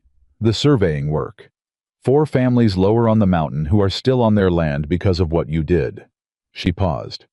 "Edward is going to come in with reputation. We're going to come in with record." Nate looked at her for a moment. "That's the difference," he said. "That's the difference," she said. He nodded once, stood up, refilled his coffee, and sat back down. "Then let's go over the account numbers one more time." She told him all 18 from memory, in order, with the corresponding dates and the names of the 2 witnesses who had been present for signings that never happened. He wrote them as she spoke. She had done this twice before, and she would do it again the morning of the hearing, because the account numbers were the spine of everything. The proof that she had not imagined what she saw, had not misread, had not been confused by her grief or her gender or her failure to understand the complexity of business matters. She had read those documents. She had read them carefully and completely, and she had remembered them exactly, and that was going to be what it was going to be. Robert Dunmore arrived 2 days before the hearing on a gray horse with a saddlebag full of documents and the expression of a man who had been wanting to say something for 2 years and had finally been given a room to say it in. Howe was about 40, lean, with a surveyor's particular quality of stillness, the ability to hold perfectly motionless and observe, developed by a profession that required exact measurement of things that did not stay still on their own. He shook Nate's hand first, and something passed between them. The particular recognition of 2 men who have had the same thing done to them by the same people. Then he looked at Charlotte. "You're the one who put the documentation together," he said. "Yes," Charlotte said. "I read the copies Nate sent. The correlation between the offer dates and the supply disruptions." He paused. "It's the same method they used on the surveying contracts. Different industry, same architecture." Charlotte went very still. "You can show that?" "I have the contracts," Dunmore said. "Original copies, which I kept because I had a feeling I was going to need them. And I have letters. Internal letters from the company that were sent to me by mistake, and that I have kept for 2 years, waiting for exactly this kind of moment." Charlotte looked at Nate. He looked back at her with an expression that was quiet and complicated and deeply, genuinely relieved. "Mr. Dunmore," she said, "what do the letters say?" "They say," he said carefully, "that the survey results were considered accurate by the company's own engineers, and that the decision to dispute them publicly was made for reasons that had nothing to do with their accuracy." The room was quiet. Charlotte understood what that meant. It meant that the railroad had known Nate's surveys were correct when they called them faulty. They had called them faulty on purpose, as a mechanism, a method. The same method that had been applied to her. The same method that was being applied now. "That's not a separate incident," she said slowly. "That's a pattern. That's the same group of men operating the same way across multiple situations." Dunmore nodded. "That's what I believe. And if we can show the judge the structural similarity—" "We can argue that this isn't a property dispute," Charlotte said. "It's a coordinated effort, with a history." She was already thinking, already moving through what this meant for the shape of the argument, what it changed, and what it opened up. "That changes what we're asking the judge to look at." "Yes," Dunmore said. Edward is going to walk in there expecting to defend one claim, Charlotte said. Against one woman and one man he's already characterized as dangerous. He won't be expecting two independent witnesses with documentary evidence and a structural argument, Dunmore said. No, Charlotte said. He won't. She looked at Nate. We need to reorganize everything tonight, she said. Tell me what you need, he said. They worked through most of the night, the three of them at the table, reorganizing the documentation into the shape of the argument that had just become possible. Dunmore was meticulous and fast. Nate was exactly as useful as he always was, not with the paperwork itself, but with the specific timeline of events, the exact dates, the sequence of pressure that he had lived through and remembered with the precision of a man who had known all along that the details mattered. Charlotte moved between them, building the architecture. By 2 a.m, they had something that was not just a defense. It was a case. She sat back and looked at it laid out on the table and felt something she did not entirely have a word for. Not triumph, not yet, not until the room said so, but the particular and uncommon feeling of having done everything she was capable of doing and believing, genuinely, that it was enough. She slept 4 hours. She woke before dawn and lay still for a moment listening to the mountain. She thought about her father. She had not heard back from the letter she'd sent him. 11 days, and nothing.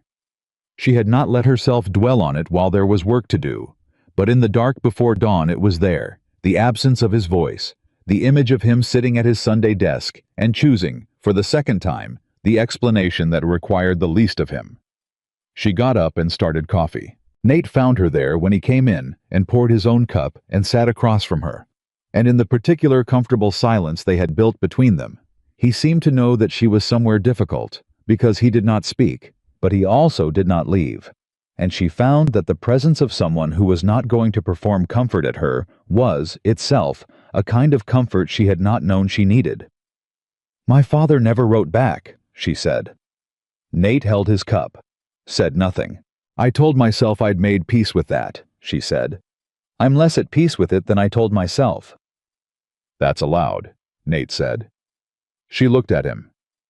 Deciding you're done needing something and actually being done needing it are different things, he said.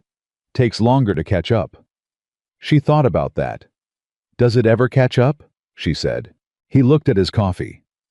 I needed my father to see me right for about 10 years after he was gone, he said. So I'm probably not the best man to answer that. Charlotte felt something move through her, sharp and tender at the same time. I'm sorry, she said. He shook his head once, not dismissively, just acknowledging it and setting it aside.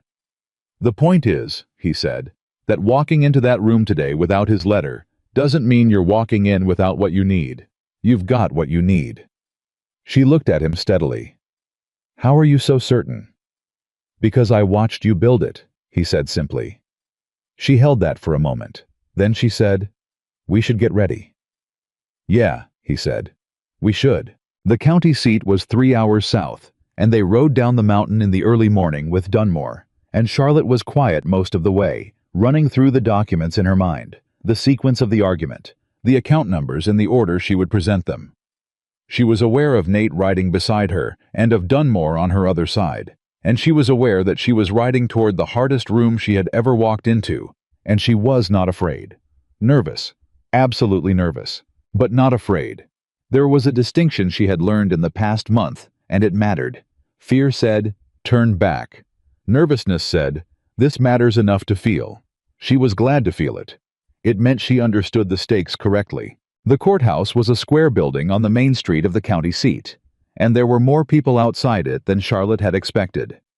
Word had traveled, apparently, in the way that word travels in small territories. Not through deliberate announcement, but through the particular permeability of communities where everyone knows every piece of everyone else's business, and hearing is a form of entertainment second only to genuine crisis.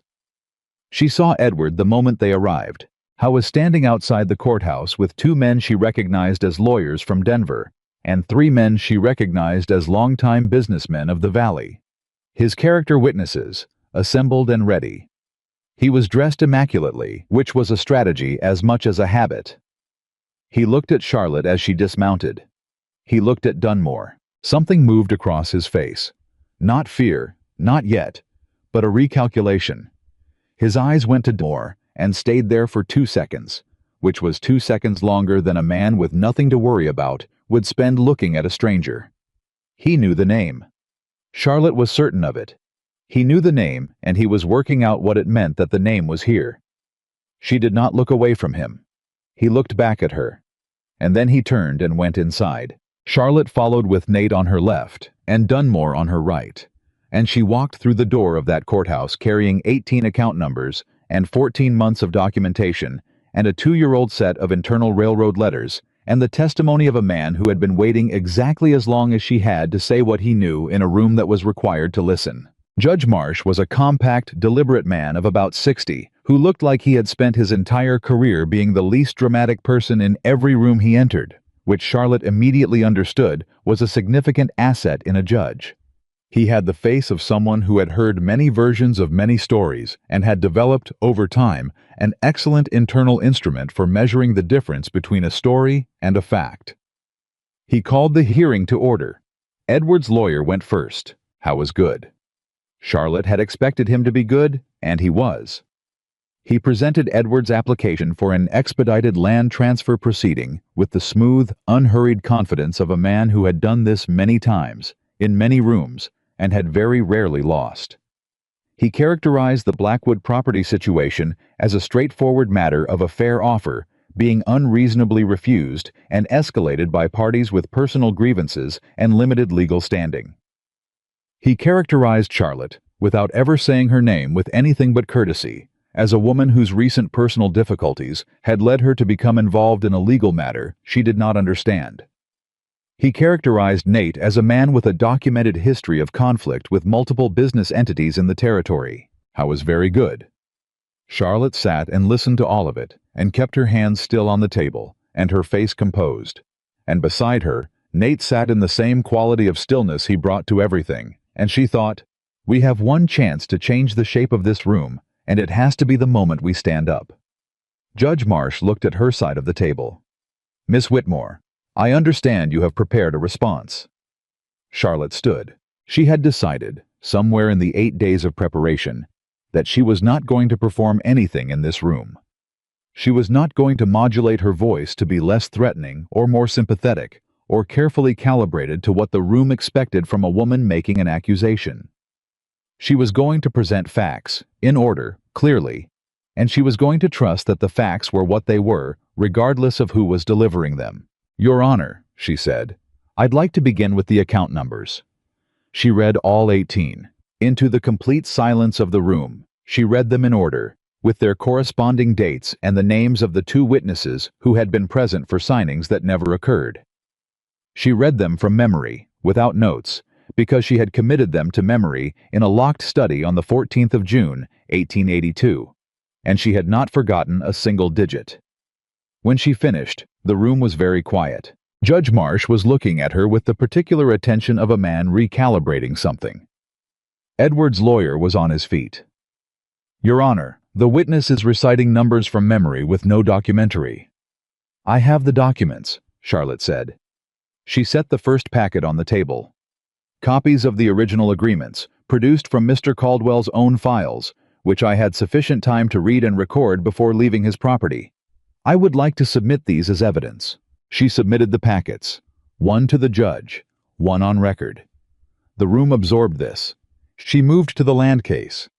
She presented the 14 months of correspondence, the correlated timeline of supply disruptions and failed contracts, the 3 intermediary companies that traced back to accounts she could document. She presented it in sequence, methodically, without drama, because the facts were dramatic enough on their own if you let them be. She called Dunmore. High took the stand with his saddlebag of documents and the composed, precise manner of a surveyor who understood that accuracy was not about emphasis, it was about evidence. He presented the railroad contracts. He presented the internal letters. He explained what they said. Edward's lawyer objected 3 times. Judge Marsh overruled twice and sustained once on a technicality that did not affect the substance of what was already in the room. Then something happened that Charlotte had not planned for, had not known to plan for, could not have anticipated in any version of the hearing she had run through in her mind over 8 days. The door at the back of the courtroom opened. She heard it before she saw it, heard the shift in the room's attention, heard someone near the back say something in a low voice that she couldn't make out. She turned. Her father was standing in the doorway. Thomas Whitmore, who had looked at his own hands and chosen the comfortable explanation, who had arranged for her to go to Denver and recover her equilibrium, who had not answered her letter, was standing in the back of the courtroom in the same careful suit he wore to important occasions, holding his hat in both hands. Charlotte stopped breathing for a full second. Their eyes met across the room. He looked older than she remembered. That was the first thing she thought. He looked like a man who had not slept well in some weeks, which she understood, because she had not slept well in some weeks either. He looked at her. She looked at him. He gave her one small nod. Just one. But she understood it completely. She turned back to the judge. Her voice, when she found it again, was steady. "Your Honor," she said, "I have one additional witness." Edward's lawyer stood up immediately. "Objection. This was not disclosed." "He arrived this morning," Charlotte said. "I was not aware he was coming." Judge Marsh looked at her. He looked at the back of the room. He looked at Edward's lawyer with the expression of a man who had seen delays manufactured out of procedural objections before and did not find them impressive. "I'll allow it," he said. "Mr. Whitmore," her father said, from the back of the room. His voice was quieter than she remembered it, but it carried. "Thomas Whitmore." The sound that moved through the courtroom was not loud. It was a shift, a collective intake, a room realigning itself around new information. Edward turned in his seat. Charlotte watched his face. She saw the moment it happened. The moment Edward Caldwell, who had spent 4 months building a careful and entirely functional story about a fragile and unfortunate woman and her unfortunate misunderstanding, understood that the story had just become significantly harder to maintain. Because the woman's father was in the room. Not at Charlotte's request. Not as part of a planned strategy. On his own, having read a letter that his daughter had written without hope and sealed without expectation. On his own. Thomas Whitmore walked up the aisle of the courtroom slowly, hat in hand, and he passed his daughter's table without stopping. And for a moment, their hands were close enough that Charlotte could have reached out, but she didn't, because this was not the moment for that, and she thought that he understood that too. He took the stand. Judge Marsh asked him to state his name and his relation to the proceedings. Thomas Whitmore said, "My name is Thomas Whitmore. I am Charlotte Whitmore's father. I am here because I read a letter my daughter sent me 11 days ago, and I spent 10 of those days telling myself it didn't say what it said." He paused. "The 11th day, I got on a horse." The silence in the room was absolute. "I recognized my own signature," he said. "When my daughter described those documents to me, I had already seen them. Mr. Caldwell showed them to me in the spring of last year as part of what he described as a routine investment restructuring." He looked at his hands. The hands Charlotte had watched for 20 years. The hands she knew better than her own. "I looked at them the way a man looks at things when he trusts the person showing them to him. I did not read carefully. My daughter read carefully. She is correct about what she found." Edward's lawyer was on his feet. Judge Marsh held up one hand. Edward's lawyer sat down. The hearing went on for another 2 hours. There were arguments and objections and procedural motions and counter-arguments. And through all of it, Charlotte sat at the table with her hands steady and her notes in front of her and Nate beside her. And she presented what she had to present when she was asked to present it, and she answered every question she was asked with the same quiet precision she had brought to the account numbers at the beginning. It was not a perfect proceeding. Legal proceedings were not perfect. There were moments when she wasn't sure. When Edward's lawyer made an argument she could feel the room considering. When she felt the old familiar weight of being the woman in the room, making claims about a man with more social architecture behind him than she had. But there was a difference. And the difference was that this time, she was not alone. She was not alone in the room, and she had not been alone in the preparation, and she was not the only person in the building whose voice was required to carry the full weight of what was true. That was the difference. Judge Marsh called a recess at 2:30 in the afternoon. He returned 40 minutes later. He delivered his ruling in the careful, deliberate language of a man who understood that the words he used in rooms like this became the record that other rooms would read later. He denied the application for an expedited land transfer. He ordered a full audit of the accounts Charlotte had documented, to be conducted by an independent party appointed by the court. He referred the matter of the forged signatures on the Whitmore investment documents to the appropriate legal authorities for investigation. He noted, for the record, that the pattern of pressure tactics documented in the 14 months of correspondence was, in his view, sufficient to warrant further examination by entities with the appropriate jurisdiction. He did not send anyone to jail that afternoon. That was not what happened in a single hearing. But what happened was this. The story changed. The story that Edward Caldwell had been telling for 4 months. The story of the unstable woman and the dangerous man and the simple, straightforward property matter and the reasonable business arrangement became, in a 40-minute recess and a 10-minute ruling, significantly harder to tell. It did not become impossible immediately. These things took time. The investigation would take time. The audit would take time. But the shape of the story had changed. And in Charlotte's experience, once the shape changed, the story did not go back. She sat at the table after the ruling and let the room come back to her. The sound of it, the movement of people standing and gathering their things, the low conversations starting up. She was aware of her father standing near the door. She was aware of Nate beside her. She was aware of Dunmore on her other side, quietly organizing his documents back into their packets with the methodical care of a man who had done what he came to do. She became aware gradually that Nate's hand was on the table, closer to hers. Not touching, just close. She looked at it. She looked at him. Howe was looking straight ahead at the front of the room, at the now empty bench, with an expression she had not seen on him before. Something loosened, something that had been held very tightly for a very long time, and had, in the past 40 minutes, been allowed to relax its grip even slightly. She put her hand over his. He turned his hand over and held hers. Neither of them said anything. They sat like that for a moment in the emptying courtroom. And it was not a dramatic thing, not a performance. Just two people who had built something together and were sitting in the aftermath of finding out it had held. Her father appeared at her elbow.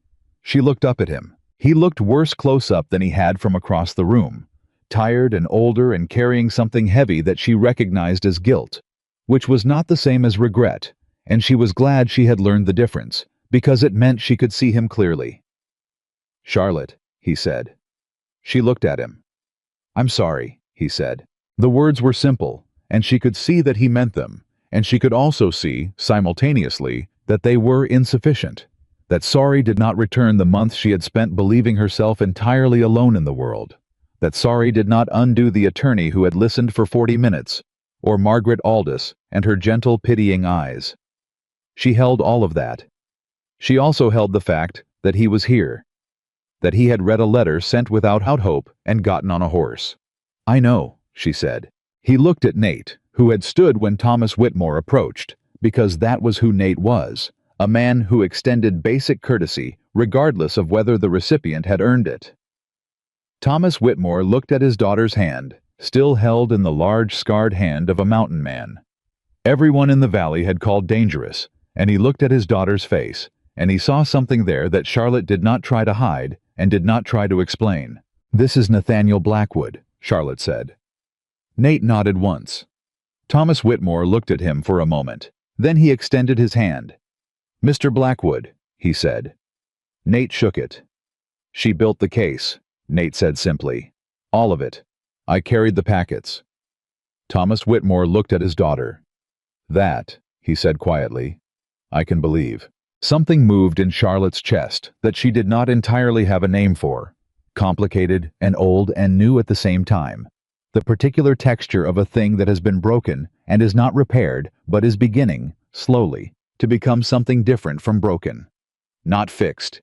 Different. Outside the courthouse, in the afternoon light, the crowd that had gathered had the particular charged quality of a community that has just witnessed something and is still deciding what to make of it. Charlotte heard fragments. Her name, Nate's name, Edward's name, and she did not stop to listen to any of it, because she had spent enough of her life listening to what rooms said about her. She knew what she had done. She did not need the room to confirm it. Edward was already gone.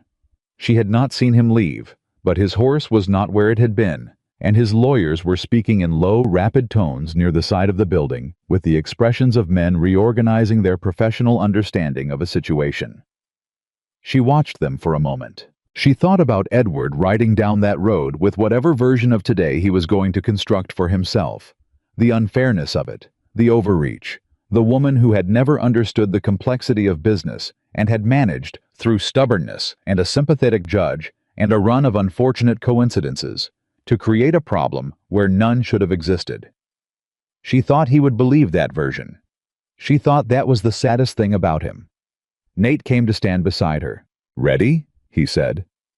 She looked at the road south, the road back to Denver, to the valley, to the world that had spent 4 months arranging itself around her absence.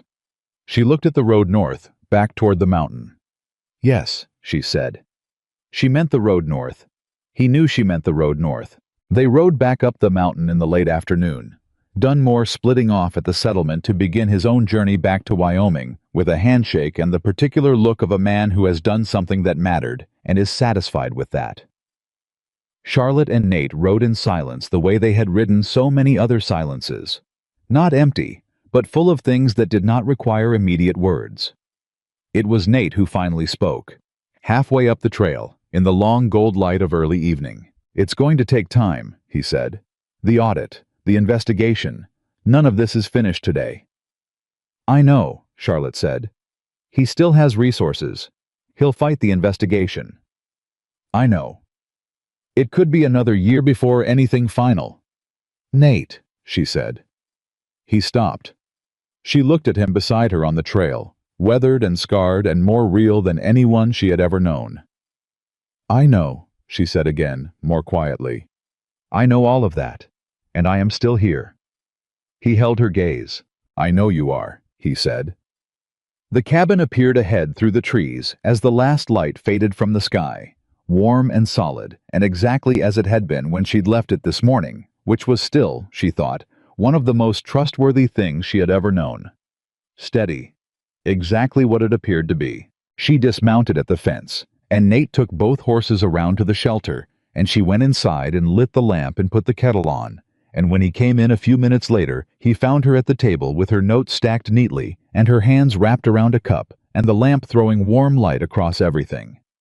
He poured his own cup and sat across from her. They looked at each other across the table. "Thank you," she said. He shook his head slightly. "You built it. You carried the packets," she said. That almost smile. The one she had learned was rarer and more valuable than anything she had ever been handed in a receiving line or across a dinner table by men who had never once looked at her the way this man looked at her, like she was exactly what she actually was. "Yeah," he said. "I did." Outside the mountain was dark and enormous and entirely itself, and inside the lamp burned steady, and Charlotte Whitmore sat across the table from Nathaniel Blackwood and understood, with the particular clarity that comes after a long, real, true kind of fight, that she had not just won a hearing. She had found the place she was going to stay. The audit took 4 months. Charlotte knew it would take time. She had told herself it would take time. She had told Nate it would take time, and she had told her father the same thing on the 2 occasions he had ridden up the mountain to sit at the table and drink coffee and say very little, which was, she was discovering, the most honest version of her father she had ever known. The one who had run out of comfortable explanations and was left with just himself. She had told everyone it would take time. She had still not been entirely prepared for what time actually felt like while you were inside it. The first month after the hearing was the strangest. The ruling had changed the shape of things but not the texture of daily life, and Charlotte found herself in the odd position of having fought the hardest fight of her life, and then returning to a mountain cabin where the supply shelf still needed organizing, and the accounts still needed tending, and the horses still needed feeding at dawn, regardless of what a circuit judge had decided about land transfer applications. She found she did not mind.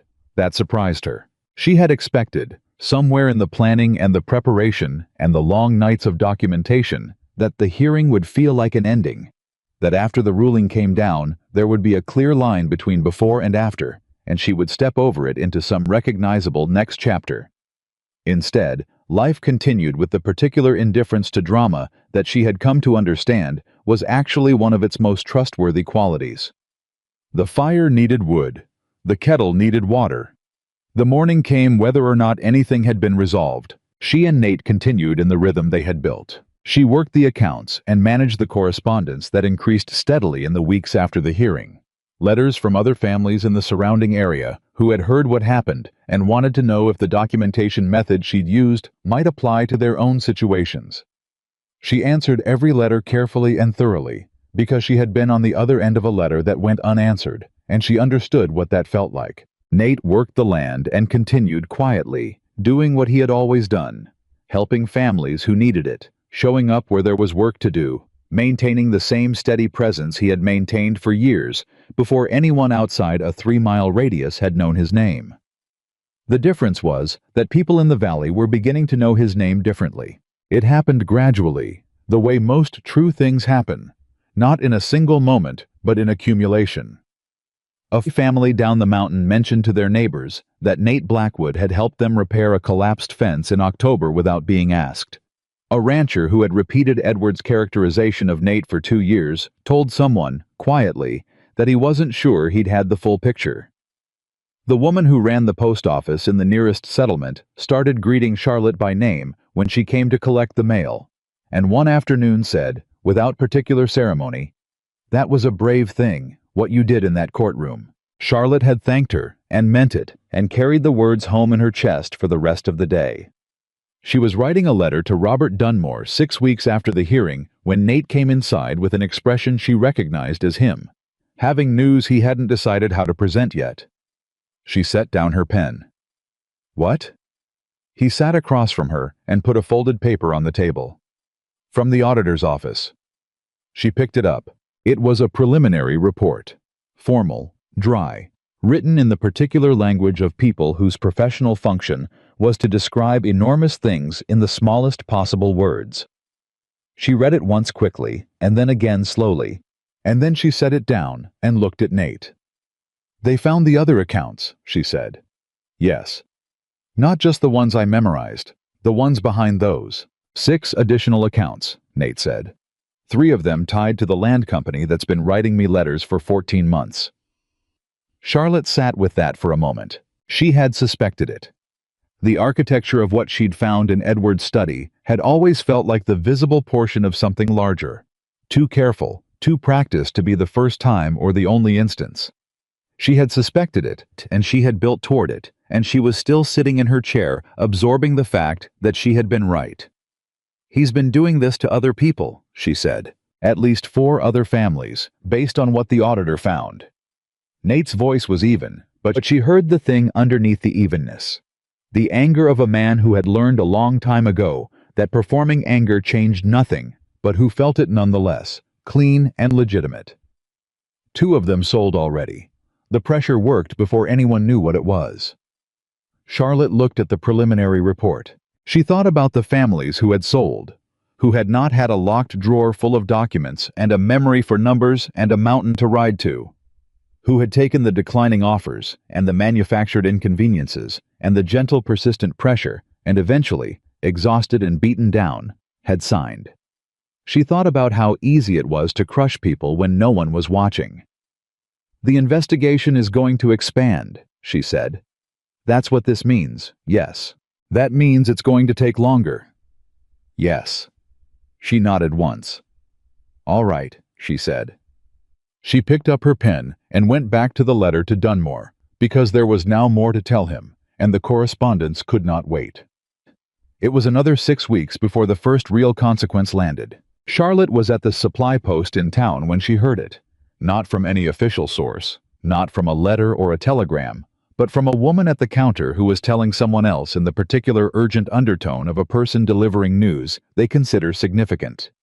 Edward Caldwell had left Colorado, quietly, without announcement. His house in the valley had been closed, his staff dismissed, his horses sold. He had not filed any new legal actions. He had not made any public statements. He had simply, in the space of a week, disappeared from the social architecture of the Colorado Valley as thoroughly as if someone had reached in and lifted him out. Charlotte stood at the counter and absorbed this information with the same careful neutrality she brought to most things now. She did not feel triumph. She had wondered, in the months of fighting, whether she would feel triumph when something finally moved. She had imagined the moment many times in many forms.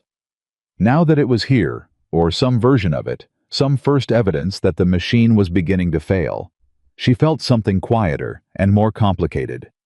Something that had relief in it, and sadness in it, and a particular anger that would probably never fully resolve, because the families who had already sold their land were not getting it back, and the months she had spent being the problem were not going to be returned to her. What she felt, mostly, was tired in a way that meant the fighting had been real. She bought her supplies and rode back up the mountain and told Nate.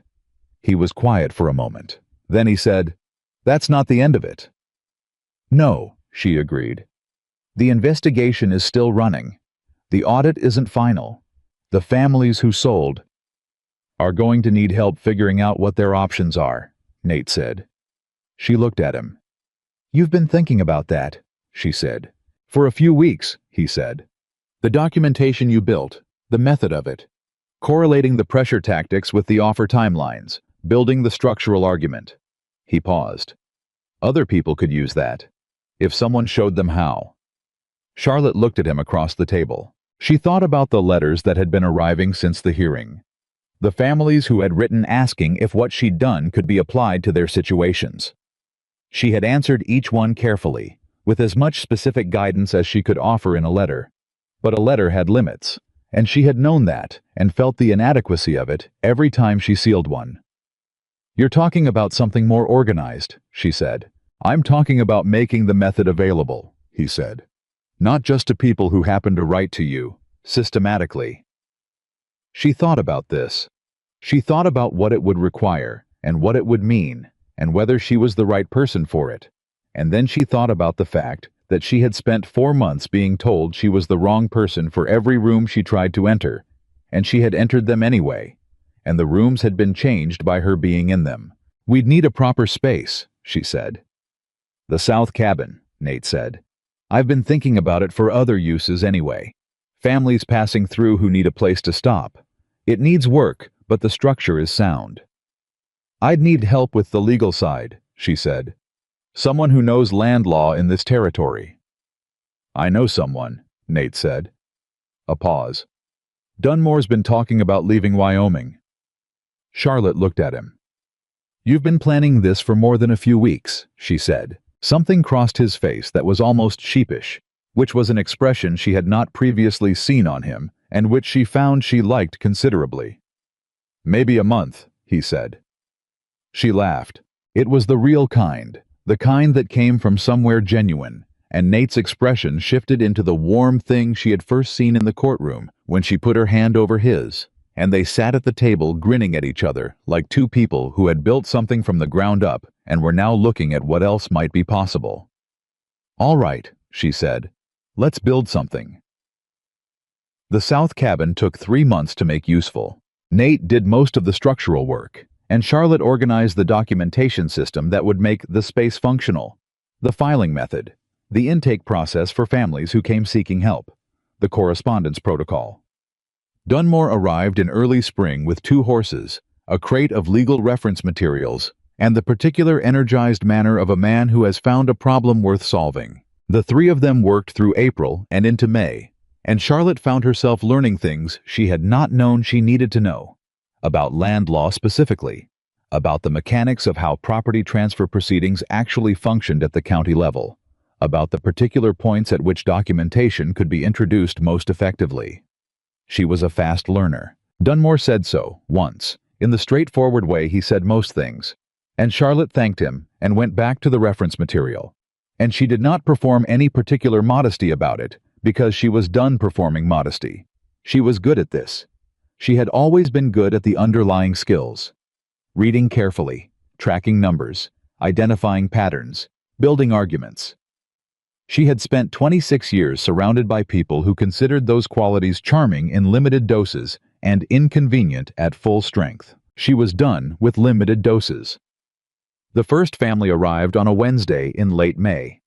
A woman named Ruth Collier, about 40, with 2 grown sons and a piece of land that a development company had been pressuring them about for 8 months. She came up the mountain with a box of papers and the exhausted, slightly stunned expression of someone who has been fighting something for so long they have begun to doubt their own perception of what they're fighting. Charlotte recognized that expression. She sat Ruth Collier down at the table in the south cabin and poured coffee and said, "Tell me about the signatures." Ruth stared at her. "How did you know it was the signatures?" "It's usually the signatures," Charlotte said. "Start at the beginning." They worked through Ruth's papers for 4 hours. By the end of the afternoon, they had a clear picture of what had been done and what documentation existed and what the viable next steps were. And Ruth Collier looked like a woman who had arrived carrying a weight and discovered, with some surprise, that it had a shape she could work with.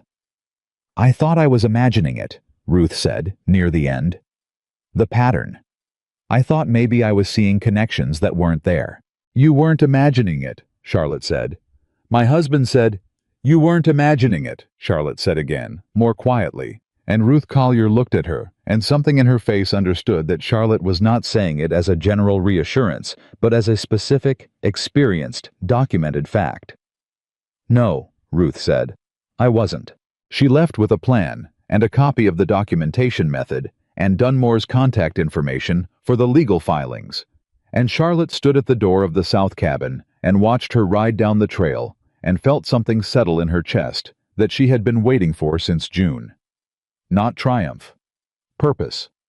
The real, functional kind that did not depend on anyone else recognizing it. She went back to the main cabin. Nate was at the table with his journal, and he looked up when she came in, and she sat across from him, and they looked at each other. "First one," he said. "First one," she agreed. "How'd it go?" "Well," she said. He nodded and went back to his journal. She started the kettle. This was life, she thought. This specific and ordinary and genuine version of it. Not the life she had been taught to want. The grand house, the important name, the approval of rooms full of people who had never looked at her carefully enough to see who she actually was. This. A table and a man who kept his word and work that mattered, and enough honesty in the air to breathe without effort. She had lost everything she was supposed to want. She had found everything she actually needed. The summer moved on in the particular rhythm of the mountain, which was its own kind of clock. The work of the land, the work of the south cabin, the letters that continued to arrive, and the families that began, in the months after Ruth Collier, to come more frequently. Word traveled in a territory the way it had always traveled, person to person and trail to trail. And what traveled this time was not the story of a woman who had fallen apart, or a man who was dangerous, but the story of a place on the mountain where someone would actually help you, where the help was practical and specific, and based on your actual situation, rather than on what was comfortable for the person providing it. Charlotte's father came twice more over the summer. The first visit was practical. He had documents she needed for the ongoing investigation, things he had found in his own records that correlated with what the audit had uncovered, and he brought them and explained them, and sat with Charlotte and Dunmore, going through the implications with the careful, thorough attention he had once brought to his Sunday desk work, the attention she had inherited, and he had, for a long time, failed to honor. She watched him work, and she thought about what it cost a person to come back to a truth they had set down when it was inconvenient. She thought it probably cost more than she would ever fully know, because she had not made his choice. She had not had the option of the comfortable explanation in the same way. She had been the woman, which meant the comfortable explanation was the one that made her the problem, and she could not accept that one and still live with herself. He had had the option. He had not taken it. That was not everything, but it was not nothing. The second visit was different. He came without papers, without business, without anything she could identify as a specific purpose. He arrived on a Saturday afternoon and sat at the table and drank coffee and talked to Nate about the land, about the soil composition on the north-facing slopes, about the winter weather patterns, about the practical questions of the ranch in a way that was genuine and curious and without agenda. Charlotte sat and listened to her father talk to this man about his land and his work, and she watched Nate answer with the same straightforward honesty he brought to everything, and she thought, "This is the conversation I would have waited my whole life for, and never had if I had stayed." At the end of the visit, when her father was preparing to leave, he took her hands briefly in the doorway, the gesture of a man who was still learning how to bridge the space he had allowed to open between them. "Are you happy?" he said. It was not a social question. It was the real one, the kind he had not previously known to ask her. Charlotte looked at the cabin behind her, at the table where the lamp was burning, and Nate had gone back to his journal, and the kettle was still warm on the stove. She thought about happy. She thought it was not quite the right word, though it was not the wrong one either. What she was something more specific, more grounded, more certain, more genuinely herself than she had ever been in any room she had previously occupied. "Yes," she said. "I am." He nodded. He looked like he was going to say something else, and then did not, which was probably wise, and he rode down the trail, and she went back inside. Nate looked up from his journal. "Everything all right?" "Yes," she said. She sat down across from him. He asked if I was happy. "What did you say?" "I said yes." He looked at her steadily. "Is that true?" She met his eyes across the table, the eyes of a man who had never asked her anything except the real question, who had never required her to perform an answer, who had looked at her from the beginning with the particular clear attention that comes from someone who has stopped expecting people to be what they're not, and is simply looking at what is actually there. "Yes," she said. "It's true." He held her gaze for a moment. Then he said, "Good," and went back to his journal. She started to laugh, and he looked up with that rare, warm expression that she had learned to read as the fullest version of him, and she thought, "I sat in the mud in the rain on a mountain trail and laughed because there was nothing left to protect. And I got on a horse with a man I'd been told to fear, and he fed me and told me the truth and gave me space to build something, and I built it, and here is where I am. Here is exactly where I am." The final ruling from the investigation came on a Thursday in October, 14 months after Charlotte had walked out of Edward Caldwell's study with 18 account numbers in her memory, and the absolute conviction that she was not going to spend the rest of her life pretending she hadn't seen what she saw. The letter was formal and thorough, and written in the careful language of official proceedings. It confirmed the findings of the audit. It detailed the 6 additional accounts. It named the 4 families whose land had been acquired through documented coercive methods and established a restitution proceeding on their behalf. It referenced the railroad surveying matter that Dunmore had brought to the hearing and noted that a separate proceeding addressing those findings was underway. It confirmed that the Whitmore investment accounts had been subject to unauthorized transfers and that the appropriate recovery proceedings had been initiated. It was not everything. 2 of the families had sold at prices they would not recover from. The time lost was not recoverable. The months of being the problem, the year of fighting, the particular kind of damage that comes from being disbelieved by people who should have known better. None of that had a line item in the official ruling. Charlotte read the letter twice. She folded it carefully. She set it on the table. She sat for a moment in the quiet of the cabin. Then she got up and went to find Nate. He was working on the fence at the north end of the property, the same stretch of fence he had been repairing when she'd come back from mailing the letter to Helen Marsh all those months ago, the moment he had said, "You did it anyway," and she had understood that he saw her in a way no one else had thought to look. He heard her coming and turned. She held up the letter. He read her face before he read the letter.